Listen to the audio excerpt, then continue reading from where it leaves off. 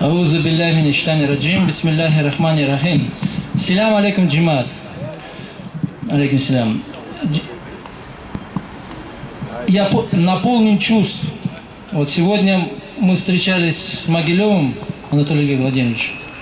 И вместе с ним радовались, то, что сегодня такой у нас знаменательный день, можно сказать, даже праздник.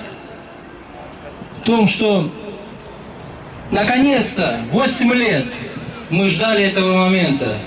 Прошли, как говорится, огни и воды, медные трубы, что только не слышали в свой адрес, как нас только не саботировали, как нас только не ломали. И сегодня вот этот день настал. Так наконец-то, да, нас не верили. Нам говорили, Олмаджаха, Шеклера, Иванлар.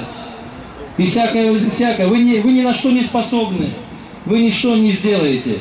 Но сегодня этот день настал. Несмотря ни на что. Сегодня вы получаете землю. Сегодня мы хотим порадоваться с нашими соотечественниками, которые получили решение по Петровским высотам. И мы знаем, и мы уверены, что этот вал будет увеличиться и продолжаться большими и сильными темпами.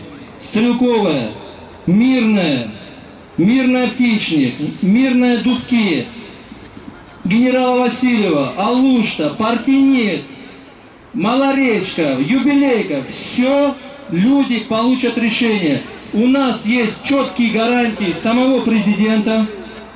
У нас есть гарантии нашего премьер-министра Могилева. И сегодня он эти гарантии на совещании в Совмине утром подтвердил. Землю будем давать, земельный вопрос решим. И сегодня мы здесь собрались порадоваться, просто порадоваться, поддержать наших соотечественников, которые получили решение. И мы сейчас вот в этой обстановке хотим все вместе раздать им эти решения. Давайте порадуемся этому. Яши джимат. Машаллах.